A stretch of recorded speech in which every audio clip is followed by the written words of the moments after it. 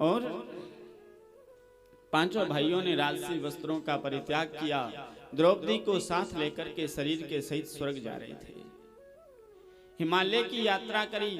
सरस्वती नदी का जहां से उद्गम स्थल है, हिमालय के स्थान से सरस्वती नदी के उद्गम स्थल के बाईं ओर से एक रास्ता सीधा स्वर्ग को जाता है। शरीर के सहित स्वर्ग जा रहे थे। शास्त्र कहते हैं जिस व्यक्ति ने एक भी आचरण वेद के विरुद्ध किया है, ऐसा आदमी शरीर के सहित स्वर्ग जा नहीं सकता। थोड़ी दूर ऊपर की ओर बढ़े थे, द्रौपदी गिरी और मृत्यु हो गई। भीम ने पूछा, महाराज द्रौपदी क्यों गिर गई? युधिष्ठिर जी ने कहा, पति तो हम 5 थे, किंचित आकर्षण अर्जुन की तरफ ज्यादा रहा।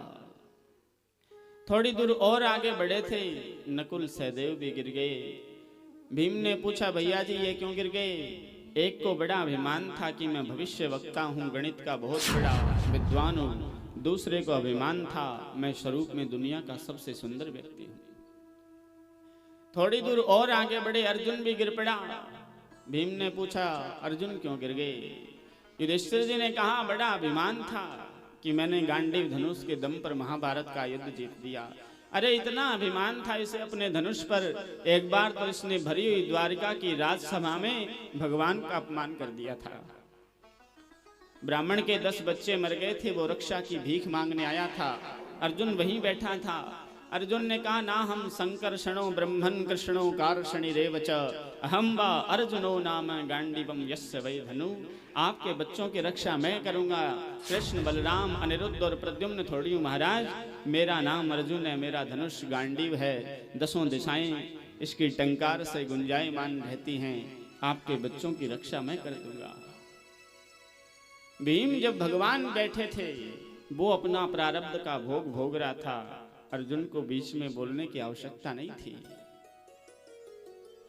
थोड़ी दूर और आगे बढ़े कि भीम भी गिर पड़ा। भैया जी मैं क्यों मर रहा हूं? युधिष्ठिर जी बोले, बहुत ज्यादा खाता था, जरूरत से ज्यादा खाना भी पाप है, और पाप भी इतना पाप है, शास्त्र कहते हैं सहस्तेन दंडम अर्हति। जरूरत से ज्यादा खाने वाला व्यक्ति चोर है और वो दंड का अधिकारी है, उसे नरक जाना ही पड़ेगा। दुनिया में जो लोग भूखे सोते हैं, उनके हिस्से का अन्न हम जरूरत से ज्यादा खा करके हम खा जाते हैं। नहीं तो ऊपर वाला सबके हिस्से का बांट देता है। कहते हैं ऊपर वाला भूखा उठाता जरूर है, लेकिन भूखा सुलाता नहीं है। युधिष्ठिर जी शरीर से स्वर्ग पधारे, यमराज के दूत आए, सीधे नरक में ले गए। युधिष्ठिर जी ने कहा, मैं तो धर्मराज हूं, मुझे नरक में क्यों लेकर के आए हो? क्या महाराज आपने एक बार झूठ बोला था? मैंने कब बोला? बोला था महाराज, महाभारत के युद्ध में पिता में भीष्म मारे गए थे, आचार्य द्रोण महारथी बने सेनापति बनकर के आए थे। आचार्य द्रोण जब मरे नहीं थे तो आप उपाय पूछने गए थे मृत्यु का। इतने बड़े महापुरुष हैं आचार्य द्रोण, जब मरे नहीं तो पांडव स्वयं गए थे पूछने, महाराज आप मरोगे कैसे? और अपनी मृत्यु का कारण अपने मुख से बताया था कि मैं अश्वत्थामा का अमंगल सहन नहीं कर सकता।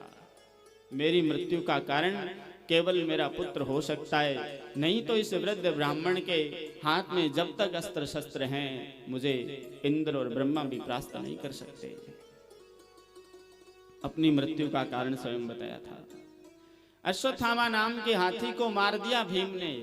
आकर के जहां दूसरे चक्रव्यूह में युद्ध लड़ रहे थे आचार्य द्रोण, भीम ने आकर के हल्ला मचा दिया, गुरुदेव मैंने अश्वत्थामा को मार गिराया, अश्वत्थामा को मार गिराया, अश्वत्थामा को मार गिराया। आचार्य द्रोण ने कहा, नहीं मुझे नहीं लगता मेरा पुत्र तुमसे मारा गया, इतना कमजोर नहीं था। युधिष्ठिर कह दे तो मान लूंगा। युधिष्ठिर जी के पास भगवान ने आकर कहा, भैया जी जल्दी बोलो अश्वत्थामा मारा गया। युधिष्ठिर जी बोले, अश्वत्थामा गुरुजी का पुत्र थोड़ी मारा गया, मैं तो नहीं कह सकता। भगवान बोले, वाद विवाद करने का समय नहीं है, युद्ध हार जाएंगे, लोग ये कहेंगे कृष्ण ने अधर्म का साथ दिया था। जल्दी बोलो अश्वत्थामा मारा गया। डरते डरते युधिष्ठिर जी भगवान के कहने पर एक बार बोल गए, अश्वत्थामा हत। इतना ही बोला था कि भगवान ने शंख बजा दिया। आगे शब्द बोला नरोबा कुंजरोबा। गुरुजी विचार कर लेना, अश्वत्थामा हाथी मारा गया है कि व्यक्ति मारा गया है। आगे वाले शब्द सुनने नहीं दिए। यमराज के दूतों ने कहा आपने बोला था महाराज। युधिष्ठिर जी ने कहा मैंने कब बोला था, वो तो भगवान ने बुलाया था। ठाकुर जी वहीं प्रकट होकर के बोले मैंने कब कहा था आपसे झूठ बोलो। मैंने तो आपसे ये कहा था अश्वत्थामा मारा गया, आप इतना बोल देते। गुरुजी आपसे पूछ थोड़ी रहे थे अश्वत्थामा हाथी मारा गया कि व्यक्ति मारा गया है। मैंने जितना कहा था उतना बोलते तो वो झूठ था ही नहीं। झूठ तो वो था जो आपने बाद में बोला था और गुरुजी को सुनाई नहीं दिया।